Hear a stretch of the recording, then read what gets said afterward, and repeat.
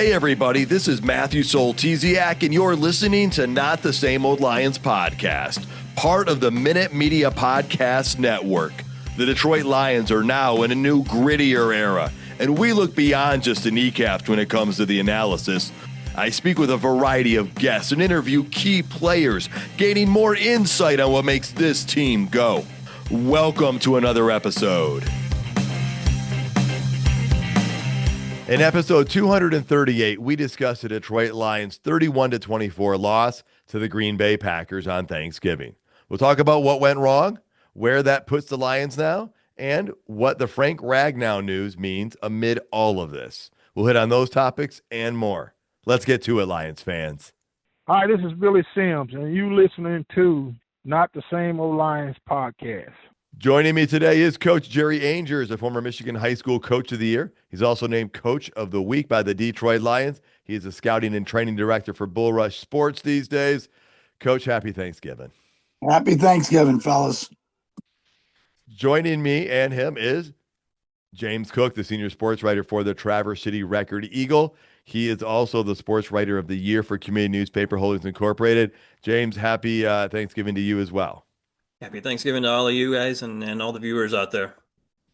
Did either of you guys get any pie today? Of course. Yeah. All right. Nice Dutch apple pie. All right. Pretty nice. All right. You know what goes well with pie, because they were offering it up when I was over at my in-laws, is some coffee. And I want to let you guys know that today's show is brought to you by Roaster Jack Coffee Company out of Traverse City, Michigan. They've been roasting incredible beans for more than 25 years now, and it's perfect for your morning cup or to fuel the whole crew. And, you know, we do have it is the holiday season. There's more holidays coming up. So get some, order it from roasterjack.com. Have it when the rest of the family comes over again. If you use the code LIONS, you'll get 20% off your order. Roaster Jack Coffee, brew great coffee, go Lions. Okay, guys, rough game. Not the outcome we were wanting. Let's just start with overall reaction. Give me in a sentence or two. James? Well, it was rough enough that I figured I had to wear this jersey to try to cheer Jerry up. All right. Well, Coach, is it working? What are your overall reaction? Yeah, it's making me smile anyways. I guess the overall reaction is to see guys step up in positions that they're asked upon, the guys that come off the bench, and we're just not getting production from some of our superstars in critical situations. So I think it's a tough loss. Yeah, it really is. I'm going to say once again, it was a collective effort on this loss. It wasn't one person. There were so many different people that had a thing in it. They say it's a game of inches and a game of plays. And today, the Lions lost those plays, and some of them were just by mere inches, but they lost them. So let's hit on some of those turning points in the game, the pivotal moments. There were a number of things that were pivotal in this game. I'm going to start with the fourth down plays. All right, for both Green Bay and the Detroit Lions.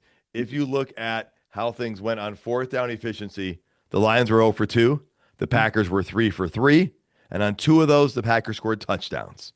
So that right there, Coach, is huge because, and I know James wants to get into some of this, the touchdowns on fourth down, but I don't want those to are get big. into it, but we have to. Yeah, I know. Nobody wants to, but we have to talk about it. Coach, that right there, those 5 plays, it turns the whole game around, right? Can you, as a coach, agree with a statement like that? Oh, there's no doubt. And we normally are the ones making those plays, and right now we're not. And, and of course, social media is saying he's got to stop doing that. Why are we doing this? Dan Campbell's not doing, blah, blah, blah. But the key is on those fourth down plays. Let's look at the individuals that are asked to make a block in certain situations that are not normally on the field. And again, I'm not making excuses because the next man up should be making plays and should be making blocks. But, the guys that we're asking to do things on fourth down plays aren't able to do them because they're probably backups. And so maybe in that instance, as a coach, you should probably say, I got subs in there. But then again, as a coach, you don't want to say, hey, we're a 53-man roster with 16 guys coming off off the practice squad when we need guys, and everybody has to make these plays. And again, we're just not doing it. So, and again, they made them. They got them. They made them. They, some critical situations and critical areas, maybe critical timeout. I don't know. There's just a ton of things that went and as that game went on, you guys know it was we weren't gonna make our own breaks, and we weren't gonna get any breaks to get the job done. So, but it's huge fourth down. They win, we don't. We lose. Yeah, and James, what did you see on those? Well, talk to me about the fourth down plays and the one you got to Wicks. Well, before I say that, the jersey must be working because Jerry's not dropping off a cliff. So, who was 43 Oh, when you played or when you coached? I Probably don't remember. multiple people. Plava. Okay. Yep. There you go. These things are so tight. That's because your arms are big. No, they're not. No. Go with it, James. Go with it. No. The gun show is unloaded. Yeah, I think that one of the turning points was that touchdown pass to Wicks early on. They just after that, the Lions they were down 2 scores, 10-0, and they were chasing the rest of the game. So they kept going there pretty close, but they just never could quite get there. And those fourth downs that the Packers got just kept them right going, kept them ahead in that. Well, let's start on that first fourth down play, Coach. All right. James brought up that pass to Wicks. It looks like Branch stopped running on that play the last few steps. And, it wasn't like they were within the 5-yard line and he was looking to see if the guy was running in behind him or something. Like, if Branch keeps running there, then that makes it even that much more difficult and less likely of a play to be resulted in a catch and a touchdown on that. What did you see? I think there's a communication in the backfield on that one with the safety and Branch. If Branch has got a guy man to man, he's locked on him. He continues to go with him. We used to run that as a cover 2 concept, or cover 1 concept where you have a guy over top and you bait him and follow him as far as you can. And I think what the Lions were doing was we talked about those intermediate routes. You guys remember when we talked about that in the pregame? And I said that 10 to 19 yard route. So I think Branch was covering that into the 10 to 19 yard route and then passing it off to the safety. And then a guy, then somebody coming underneath it. Again, I don't know what their call was, but by his technique, that's my concept was follow, press, make it look like man, fall off, pick the drag route coming across, or another route underneath when they mirror the routes. That's just my gut feeling from it. And again, we don't have Kirby Joseph back there. We do have Harper back there. I'm not faulting Harper for this, but that may be something they've ran in the past where Kirby Joseph comes over and gets one of his picks, and he wasn't there, and that's it. So people are blaming Branch. I think it's a cover scheme. I think they just miscommunicated. All right, appreciate that insight there because that was big, and it was debatable how it looked like a catch, but then it's like, did he bobble the ball when the other foot came off? I was again over at my in-laws, didn't have the best opportunity for viewing angles, and couldn't go back and rewatch it. Either of you guys have any insights on that? No comment. All right. We were pretty sure that it wasn't a touchdown at first, and then after seeing, seeing some of the other angles, in slow motion, it looks like he has possession while the one foot is still on the ground. Okay. But is that enough in regular motion to establish control? I don't know. So I will say the explanation, James, from the official is not very good after the game, where he talked about, well, these receivers are really good at what they do these days, or something. I'm paraphrasing, but it was that was bizarre, and it's never good when you have to have. This is the first time I've ever seen where they've had to have 2 different officials give press conferences after the game. Yes, the replay official about keeping that as a touchdown, and then Ron Torbert himself about the timeout. Yeah, well, that's the other thing too, right? The 4th and 1 from like the 3-yard line, you saw the replay, and this was a pivotal moment. This is going to go right into something we didn't like either, but it was pivotal because the false start happened. Everybody knows it happened before the timeout happened. You saw Matt LaFleur after the game in his press conference, guys, where he did an exaggerated wink, I think is what you could call Yes, he it. did.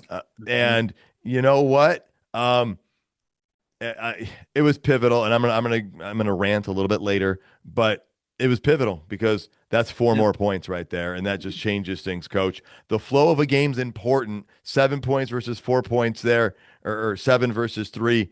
It changes things in the game. It's not just that's the scoreboard, right? The crowd made them. The crowd made them false start, which is what we do, which is what we're supposed to do, which is what home field advantage is supposed to do. And then I think, and I know you're going to talk about it later, but I can't. I got to get it off my mind. I heard somebody say the official heard Matt LaFleur yelling for a timeout. Okay. No. I was at the game last week with 120 decibels going, talking to my son, and he said what to me 4 times when we were sitting next to each other. So how did they hear Matt LaFleur yell, "I want a timeout" from 30 yards away? That's it. I'm Well, not talking about it anymore. You guys know where I'm at with it. It's two things on frustrating. that, Coach. One, we all know everybody that knows you knows you don't have a loud voice, so that's No, one. That's the reason why your son couldn't hear you. And two, again, we saw the video replay that they showed later in the game, not right yes. away, where he's staring at the play with the thing over his thing, Yeah. and he's talking. And as soon as the flag goes up, he turns, and you see him making the motion. And so, again, it doesn't add up. We'll get to more of that later. But James, anything else you want to add on these parts? Yeah, not without going into more detail about the flag, But to to be fair, Amik Robertson got away with a flagrant pass interference call later in the game as well. Totally. Yep. Yep. And you know what? At that point, I didn't really care because I was like, after what had happened before, I was, yeah. But you're Yeah, right. I mean, totally was. He had his arm, so he couldn't get his arm up. He did impede it. So, Yeah. And even um, off that real quick too. And here's the thing I was talking about when I think when an offensive receiver they need to work on that. If an offensive receiver extends his arm to keep distance, it should be a free for all. And that my thing is should I totally agree with you on those. He grabbed his arm, but my yeah. philosophy is he extended his arm and put it in his chest. So as far as I'm concerned, I think there was an old guy from the St. Louis Cardinals. He's an offensive lineman. He used to say, "What's outside this face mask is yours. What's inside it is mine." I can't remember his name, and I think he bit a few fingers. But that's my point: is if they're going to extend their arms, they're asking for me to hold it. Anyways, that's it. Again, that's not why we lost the game, but it had a big reason for it. That it did. Yeah. And I'm going to say another turning point, a pivotal moment with Amon-Ra St. Brown getting hurt in this game in the Oof. first quarter. That just took a big person out of the lineup, a lineup that was already missing a number of people this game. You were down Brock Wright on the offense and Khalif Raymond, right? In addition to Sam Laporta already being out. And so now you're down. Someone's like, we're down to our third string tight end. I'm like, no, we're down to our fourth string tight end because don't forget about Shane Zylstra. Okay. So fourth and fifth string tight ends. You're missing St. Brown. And so that was another pivotal thing. It changed some of the things you could do and what some of the things the Packers had to do as the game went on because they didn't have to account for him. For sure. Well, and again, off of that too but we found some we kind of climbed out of it a little bit, but that was Yeah. pivotal. Yeah, I totally agree. Changes there. That was one of the plays I was talking about a little bit earlier that St. Brown makes the block and I think it was a fourth down play, a little outside zone or a little outside run. If St. Brown is in the game, the guy who, and I don't remember the exact play, but I remember that saying, if Saint's playing, that block is made. Gibbs is probably still running. At least the chains are being moved. So, but that's what it's all about. Yeah. All right, James, anything else before we start just talking about some things we liked? nope. Let's get on to that. All right. I like that the Lions listened to me and they didn't end around to JMO. What I didn't like is I couldn't block for anything on that play and it was blown up and destroyed. But in all seriousness, I want to give a big shout out to Tom Kennedy in this game, you guys. Okay. That was one of our best kick returns we've had in a while, or punt returns. I mean, he did good in the return game. And did you guys know it's been 3 years since he's caught a pass in the NFL and he caught four of them on, get this, 4 targets, right? Yes. 36 yards. And one of them was huge. It was a 3rd and long play, and they went to him, and he came up with it. And so I think that's your kind of guy, coach. A guy that's just, he's there, he's putting in the work. He doesn't get the headlines, but he's dependable, and that's what Campbell said about him. Well, exactly. You give them an opportunity. And I tell the guys, guys that I sent away with, went on to play college, if they give you 1 play, make them give you 2. If they give you 2 plays, make them give you 4. And I said, that's how you learn how to play. And that's the thing about this guy. Every year he gets cut. Every year we're saying, God, I wonder if he's coming back, and they bring him back. This is the reason why they brought him back.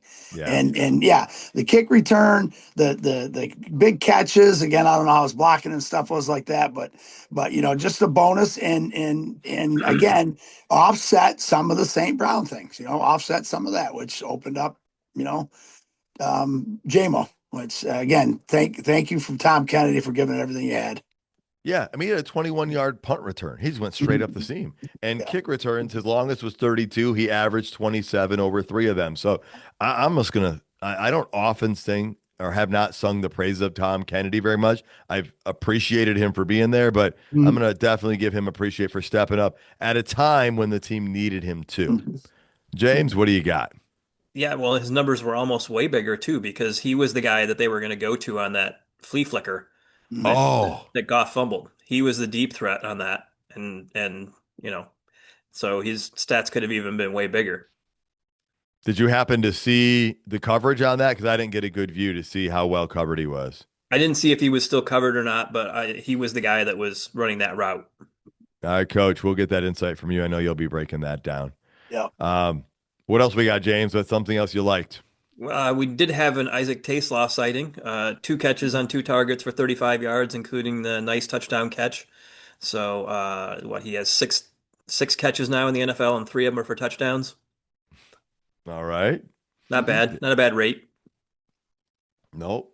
Definitely need to get him some more regular catches. So not get him some, but he's going to have to make some so that, we just need him to contribute to the offense, especially we know that it sounds like St. Brown's going to be out for a game or 2. They're going to know more end of the week or early next week. And you guys, I mean, it was a bummer. We talk about the drop, bad throw on 4th down to JMO. But JMO had a good game, James. Yeah, he did have a good game. 7 catches for 144 yards. And a touchdown. So I mean, the catches and the yards both career highs for him. So he's also had 11 touchdown catches of 20 or more yards since 2024, the most in the NFL in the last 2 years of touchdown catches that are over 20 yards. And he's got 18 career touchdowns and averages 37.2 yards on those touchdowns.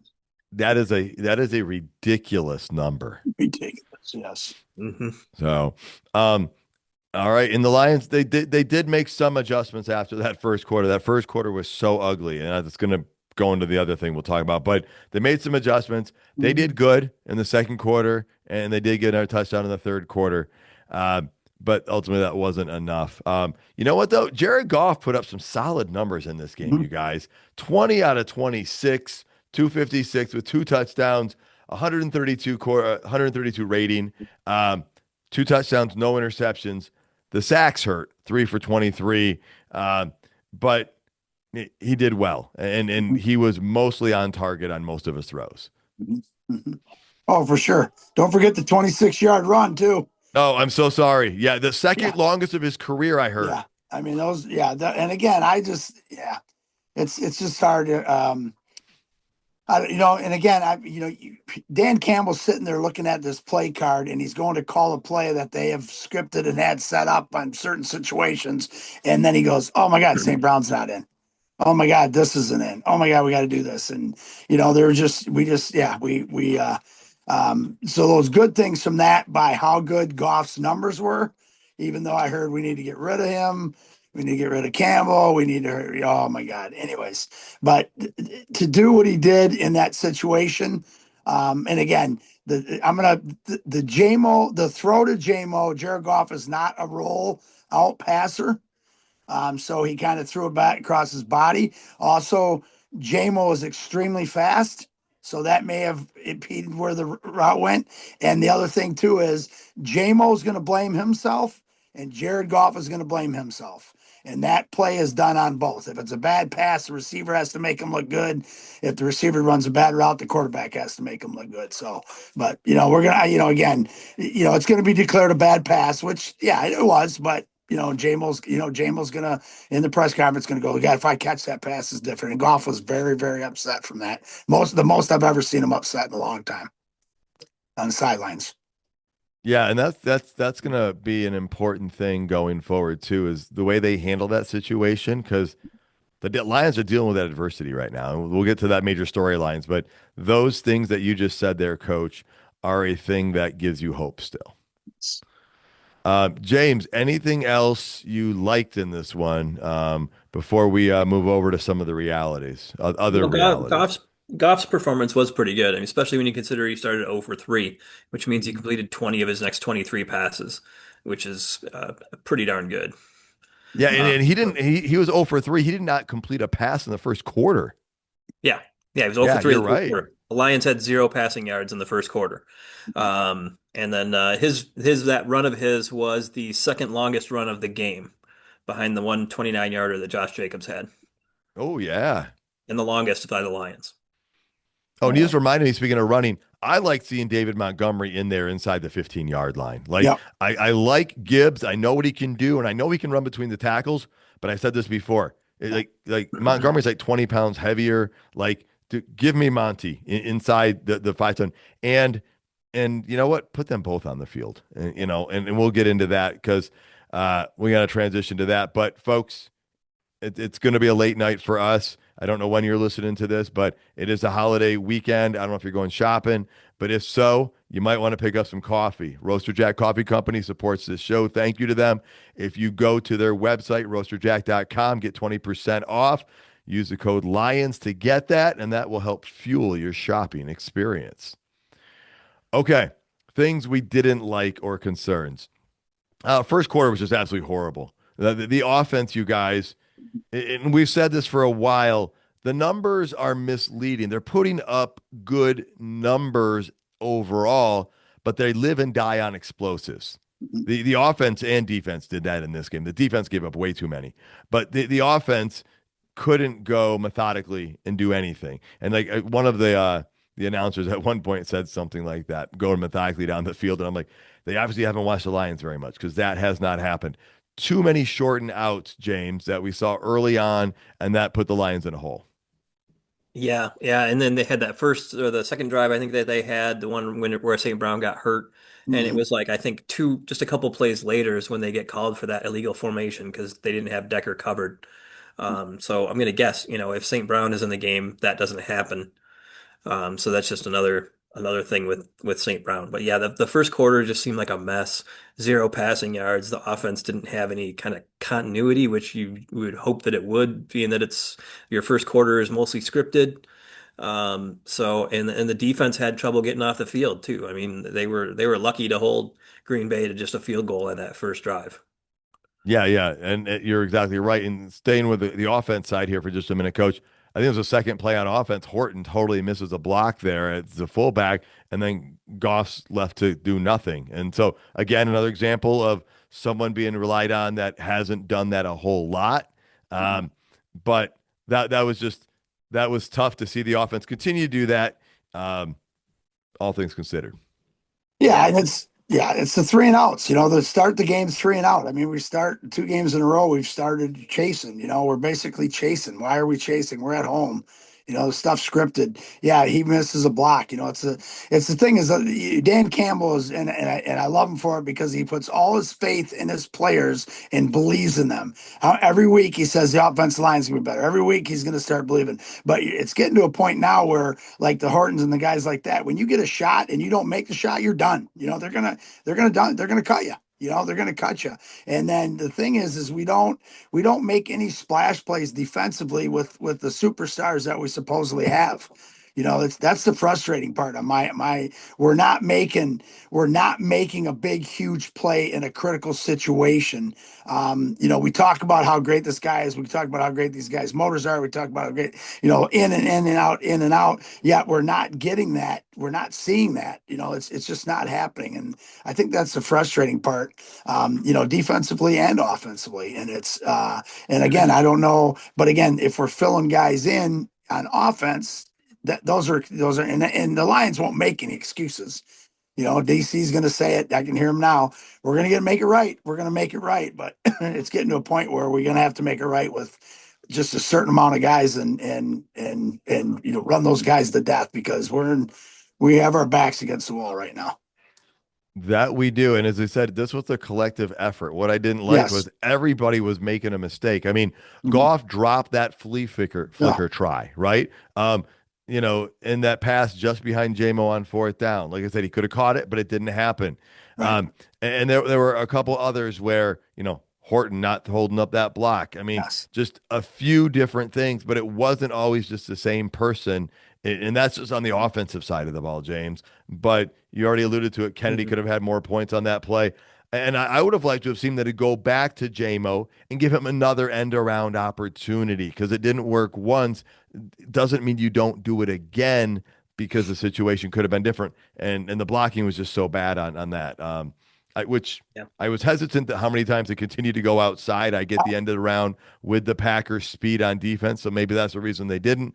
But those are just some of my insights there, James. Yeah. Yeah, it was a big game of almost kind of, I mean, you mentioned Jerry mentioned they didn't get any turnovers, that they almost got that one when they forced the fumble and it bounces right to, how many times have we seen that this year where the Lions force a fumble and it bounces right back to an offensive player? That's just so unlucky. I mean, the odds of that happening, I don't know, I think it's been like 3 or 4 times this year, where the ball's on the ground and it literally just bounces up into somebody's arms.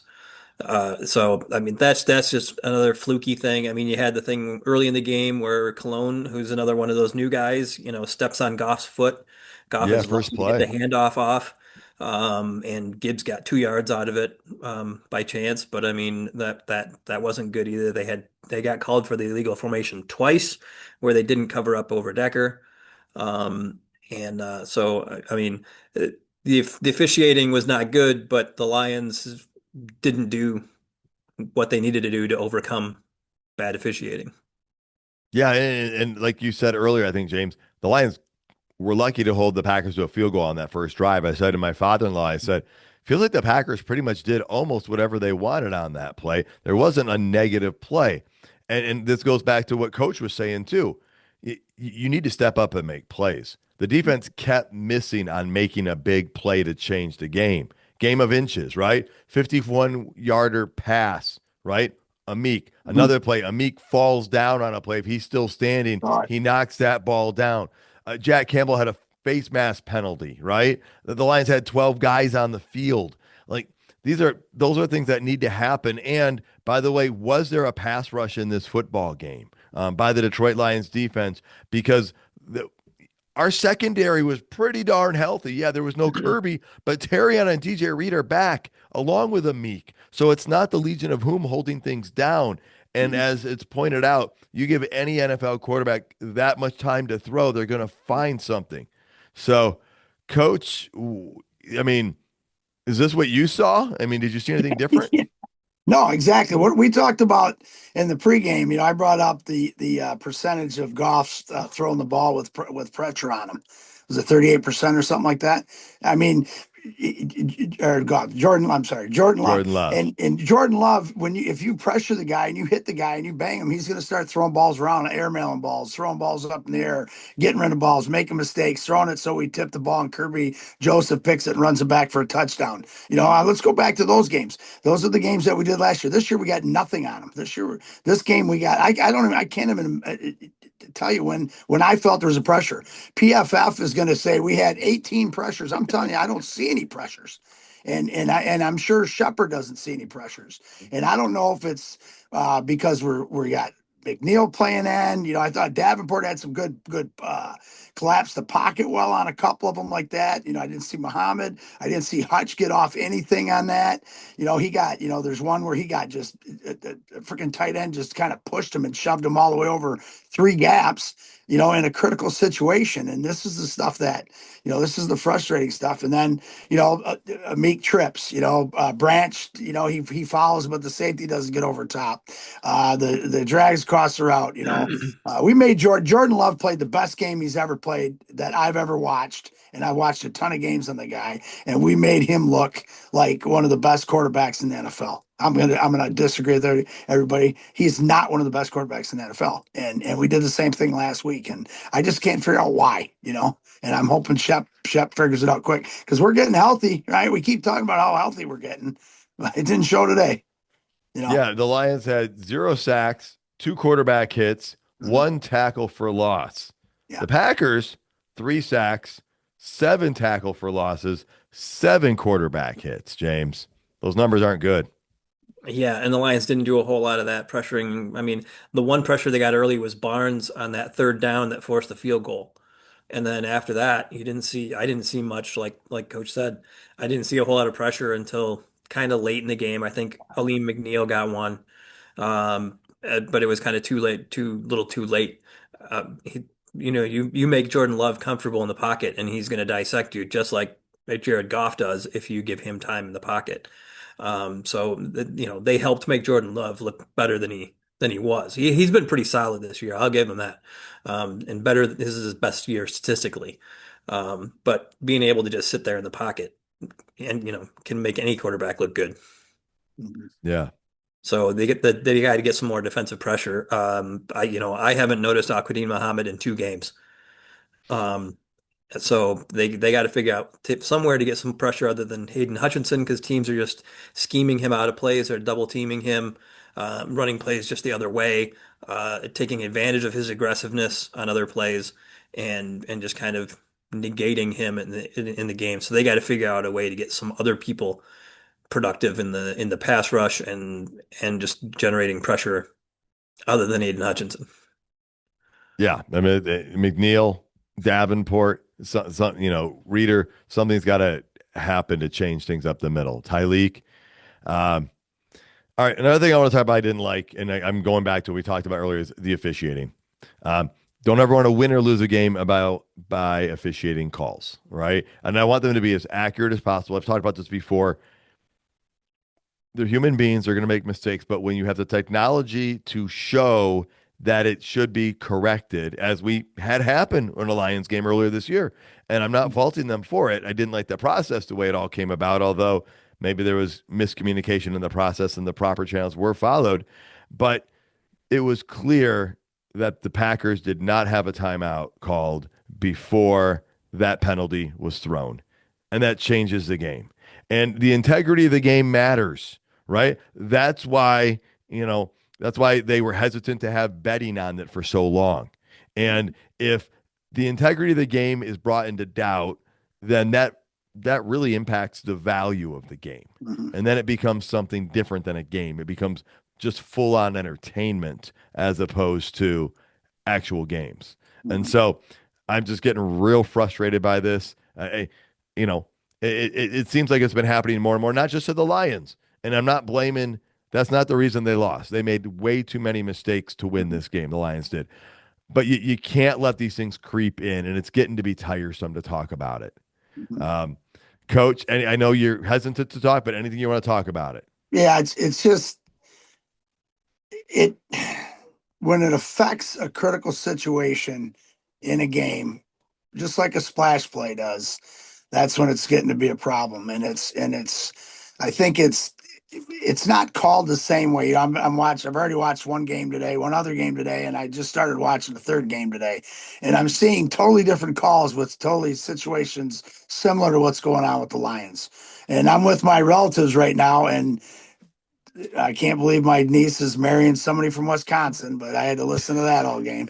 But my best friend, who's a Ravens fan, Willie, him and his wife Ellen. Ellen's Yeah. an Eagle fan, and we talked about the pass interference with the Eagles, and she looked right at me and said that was a bad call. And again, that was when and again at the end of the game, and the same thing. We were all sitting there. Even my future nephew was like, "I don't want us to score a touchdown after a terrible call like that."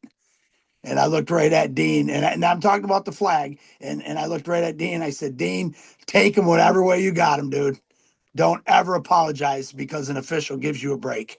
Even though, and so my point there is he sat there and apologized. And I said, you guys deserve it. We didn't make the stop. Don't. Yeah.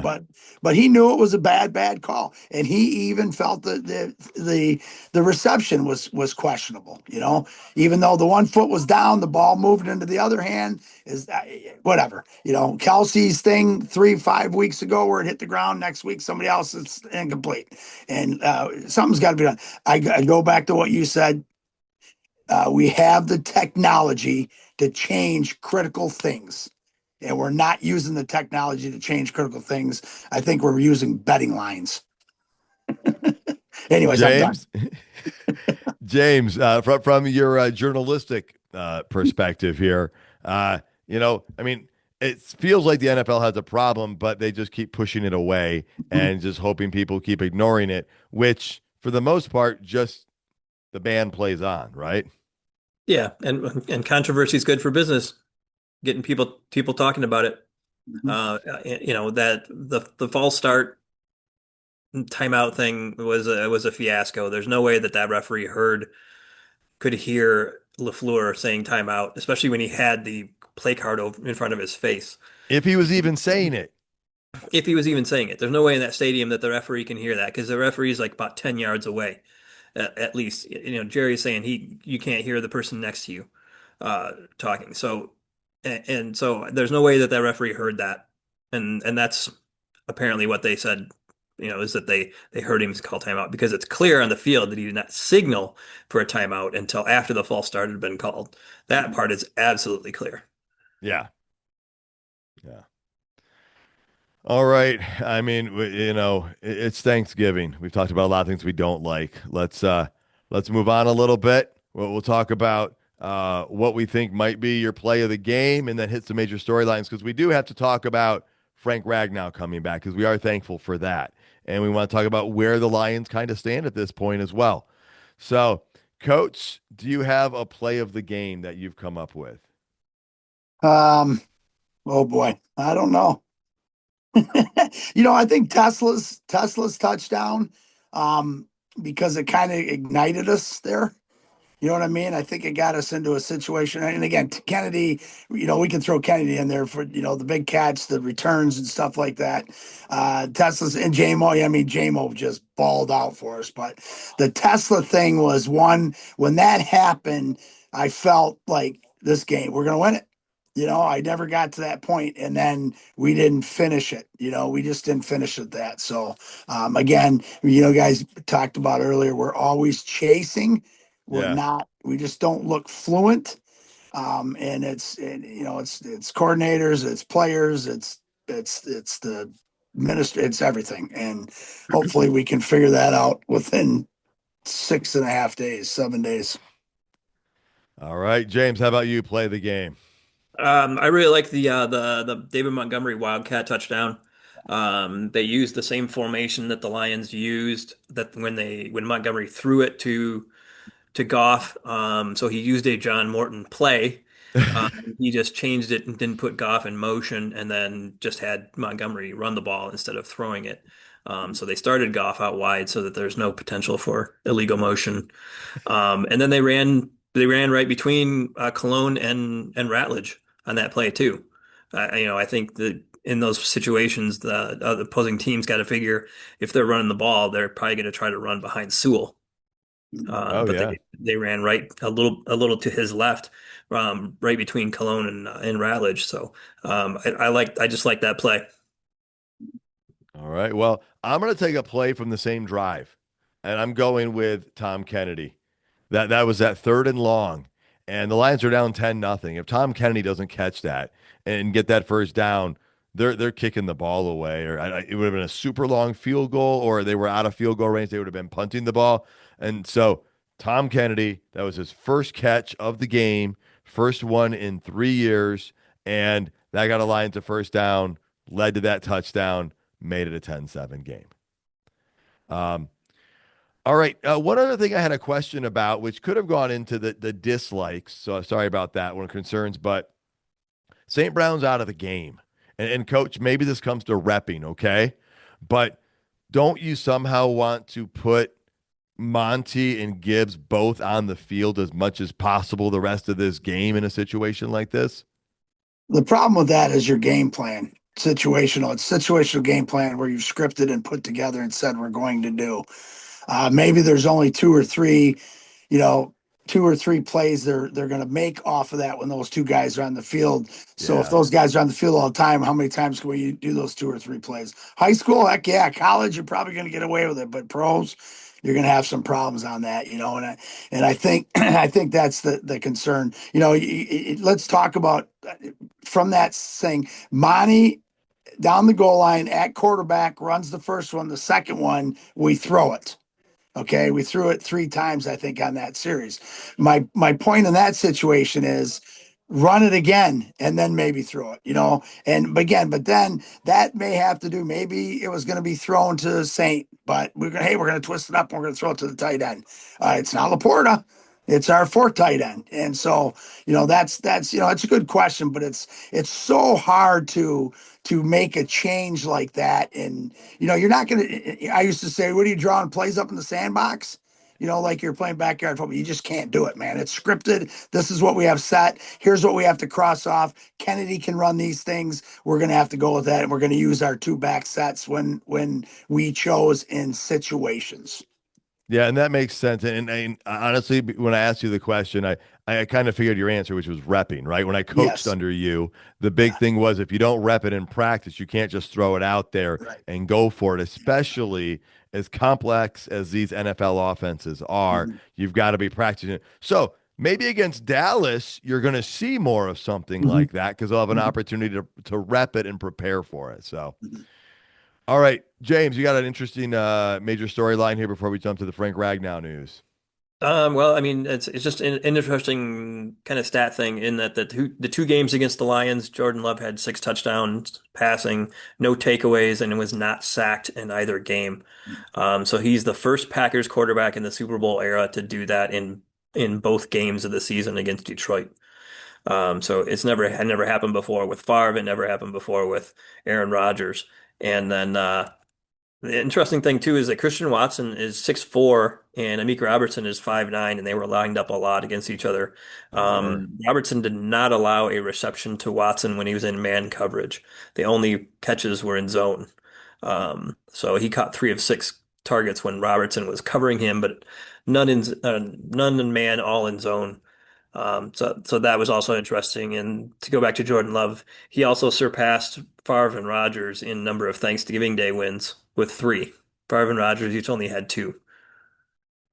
All right. They don't always play on Thanksgiving. So that's one of those Correct. things where, yeah. Okay, guys. We were pretty darn excited on Wednesday when we got the news. Obviously, uh, it's essential news. We're obviously not as elated as we maybe would be overall in general based on the game that just took place. But Frank Ragnow is back. This is interesting because it seemed to have come out of left field. There's your baseball analogy. But Dan Campbell said, the chances of Frank Ragnow coming out of retirement on the radio not too long ago that ship has sailed. And so a lot of variables go into this. And Yes. And other people have said, well, that ship sailed right back to Ford Field down the Detroit River. So great navigation, and maybe the winds just blew the right way. Um, it's interesting because some information has come out as to why he's come back. Uh, what's come out recently, Campbell talked about it, and some reporters have gotten some interviews after the game. They've stayed in contact with Ragnow. Some of the other players have said he's been talking to them for a number of weeks now, talking about it. Campbell said he officially got the call, or he didn't really know, but he found out yesterday morning when he got the call that that's what he wanted. Coach, you've played, you've coached, you've had a number of players. Talk about this. Well, What's your thoughts? first of all, Decker said he knew a month ago. I think Okay. he had to shoot that monster buck. No, Dan Campbell said the ship has sailed. What does that mean? It doesn't mean that he's not coming back. It doesn't mean he's not coming back, and it doesn't mean that he's not coming back, and it doesn't mean that he is maybe coming back. Right? The ship has sailed. Is he meaning the ship is sailing back home, or the ship is sailing away? He left. It was vague, guys. You know what, people? We all heard it like he's never coming back. But now, after I think about it, that's Dan Campbell, where he kind of twisted a little bit. So, but again, the team wise, the ability, the people, the guys in the locker room, Sewell, my best friend, and stuff like that coming back. But the point is, today was a critical game, no matter if Rags is coming back or not, that we needed to win. Is now our backs are against the wall, and will we be that much better, and will we be that much more comfortable, and will the offense be more comfortable, and will that help Dan Campbell, because he knows he can run every play available with that guy at center. So it's a bonus, it's a plus. I could have started 2.5, 3 weeks ago. It would have been a lot better. So hopefully we see him on Thursday night. Yeah, what one part of this I think is that maybe he realizes how much potential this team still has. Yes. And that he sees one of the most glaring weaknesses is their most vulnerable spots is a spot that he could directly impact. Mm-hmm. And he won't have to play that game of what if for however many years to come. Now, right after that, the Rags Remembered Foundation put out that after a few months away, Frank's passion for the game, his teammates, and the communities he serves have brought him back. So, James, what are your thoughts on the info of him coming back? And then, James, I want to know where you were when the news broke. I was driving downstate to pick my mom up for Thanksgiving, so I was driving in the middle of a snowstorm. So that's why I wasn't too involved in the text in the text thread where we were talking about it. But Jahmyr Gibbs is averaging over 5 yards a carry without Frank Ragnow, who's the best run blocking center in the NFL in a long time. Yeah, it's maybe him and Kelsey are 1 and 2, whether you want to debate who's 1 or who's 2, over the last like 20 years or something. So I'm gonna say Gibbs should average 7 yards a carry now. Yeah.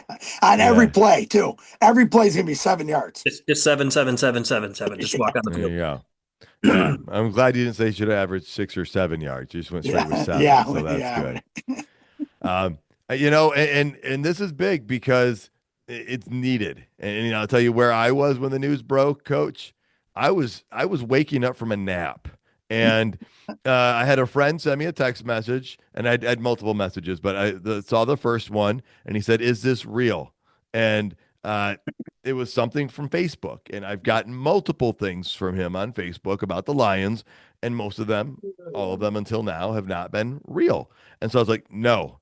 And then I saw somebody else with something, and I'm like, what? And keep in mind, guys, I'm waking up from a nap that I'm still groggy in, right? The brain's just like, what's going on? And so then I go to Twitter, and I find 2 reputable sources that are both saying this, and I'm like, holy cow. And then it's like, maybe it is. And then like we sent it, and then Coach, you were on that text thread too. And tell me about when you found out and your reaction. Well, actually, I had a pole saw in my hand, and I was cutting branches 20 feet over my head. from my son in his new house, and he's out there and he's on the phone and he says, Swifty's got to talk to you. And I'm like, what does Swifty want? Because Swifty's the guy that I work with at Saginaw, who's a huge Lions fans. And he's like, Rick's is coming back. And I'm like, what?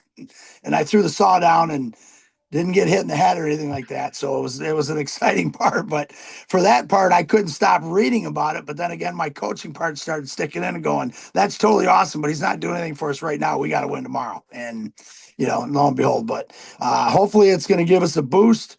Hopefully we're going to go on a roll with it and be 1-0 next week after we play the Cowboys. And I'm hoping he is in as good a shape as he says he is.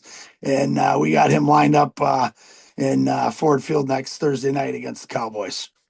Yeah, the sooner we can get him in, the better.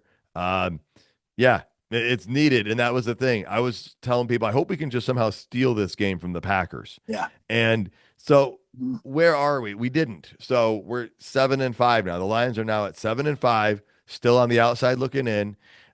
So what does this mean for the team? Where is the team at? Well, we know St. Brown's out as well, and that's going to be for some point of time. We don't know for how long. I feel like they're trying to get in the wild card race right now, you guys. I'm not even thinking division. I'm not saying division can't happen, but a few weeks back, I was like, I don't care about the 1 seed. I just want the Lions to try and get the division win, and maybe you get the 3 or the 4 seed. But now, I mean, it's like they said, 1 week at a time. It's always that way. But realistic expectations, James, has to be you're just trying to get into the playoffs right now, right? That's where we're at. Mm-hmm. Yeah, and I think they're going to have to go 4-1 in these last 5 games to have a pretty legit shot at that. And I think that's doable. It's attainable. I think the Lions' chances of making the playoffs are fairly solid. But they've got to play better than they have the last couple of weeks. They've got to put it together and do what we know that this team can do. And Frank Ragnow can help things out. Getting Davenport back at 100% will definitely help things out. And getting Kirby Joseph back, getting your playmaker back on defense, the guy who makes those big plays that turn things around, it can definitely help this defense too. Because the defense is playing well, but like Coach said, they're not forcing turnovers. They're not getting the big plays. And with how the offense is playing, they need that right now. They do. And here's the thing, every time I think I figured this Lions team out, they pivot on me, you guys. Because I had this idea that, all right, the offense is putting some great stats up, but the defense, they're more consistent and they're getting healthier.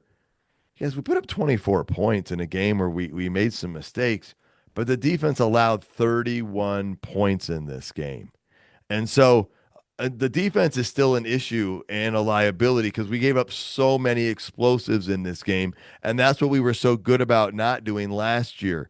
And we saw it. We already looked at the stat before in a previous episode, I believe, or at least I looked it up, which is the Lions gave up a lot more yards last year than they were like 20th in yards allowed. This year, we're only 10th in yards allowed going into this game. And last year, we were only 7th in points scored or points allowed. And we're 12th in points allowed. We talked about, though, we were bend but don't break last year, and it's now explosive central, and teams are scoring. So, Coach, where are the Lions right now with 5 games to go? 5 games, that's it. Yeah, defensively, we're playing aggressive, and we're not going to get away from that. The problem is the aggressiveness. We're not getting that big play in that aggressiveness. We're not getting that bat down. We're not punching that ball out that doesn't bounce to an offensive lineman. When we were rolling in that after the first Green Bay loss, when we were rolling after that, we're punching balls out, intercepting balls, diving, just creating it and getting big splash plays on defense. We're not doing that right now. And I think, again, we're not complimentary football right now. When things go bad, they go bad on both sides. And the Viking game went bad on all 3 phases. So that's got to be eliminated. And that could be shrinking the playbooks, could be shrinking the reps by people.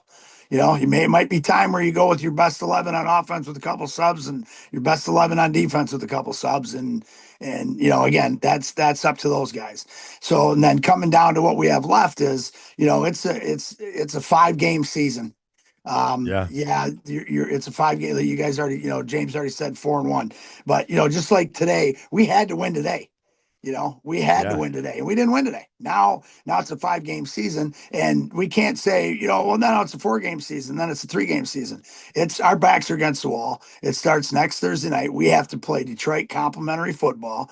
We have to just punch the Cowboys in the face when they come to town. I'm sorry, and get the job done. And we can't. And it's got to be all phases, and we got to click. And I don't know how we're going to do it. That's that staff, that's the players. Hopefully Frank gives us that thing, but and again, let's win next Thursday, and then let's win the following, because we'll have that 10-day window. But it's got to get turned around in a week. Yeah, I mean, you said it, Campbell said it, their backs are now against the wall. They've put Mm-hmm. themselves in this position. Mm-hmm.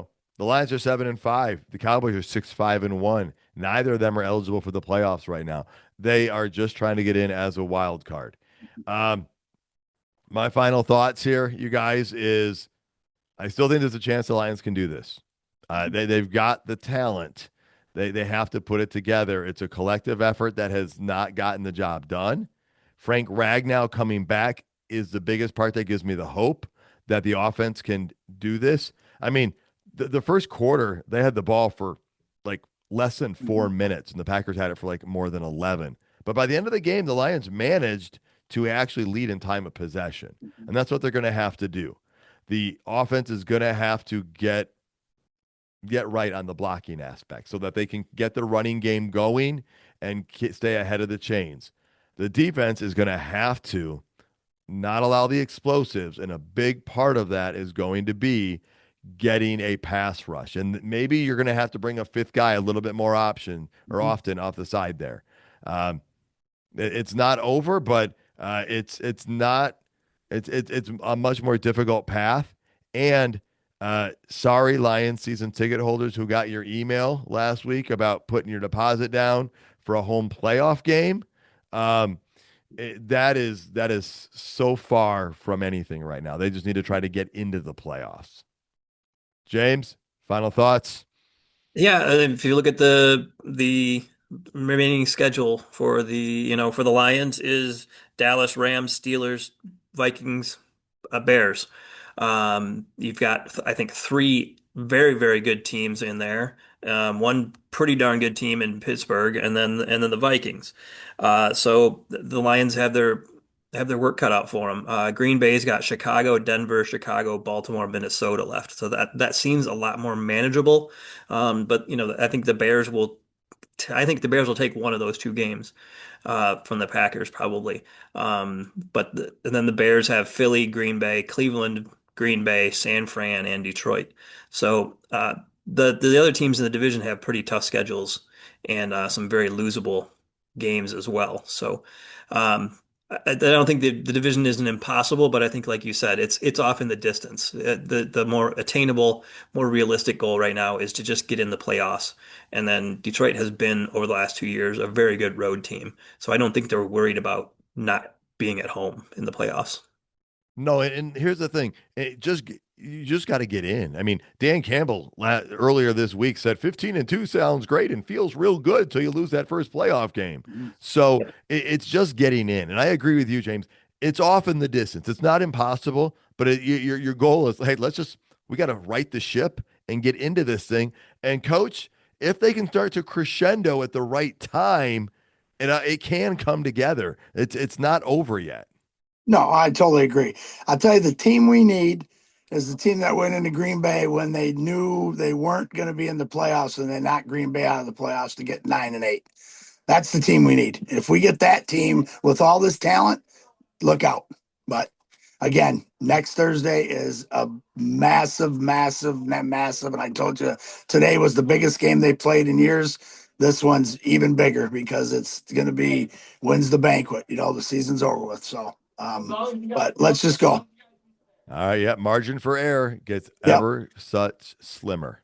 Mm-hmm. All right. Coach James, thank you guys so much. Thank you to Roaster Jack Coffee Company. They've been a roasted incredible bean since 99. Visit them at roasterjack.com. Use the code LIONS. You'll get 20% off your next order. Folks, thank you for tuning in. Hope you have a great Thanksgiving or had a great Thanksgiving. Best of luck if you're out there shopping this weekend. Please tell your friends and family about the show. Find us on social media, and you can find us on all major streaming platforms, including YouTube for the video version. We'd love to hear your thoughts and reviews. Check out more episodes and content at notthesameoldlions.com. And until next time, stay gritty, my friends.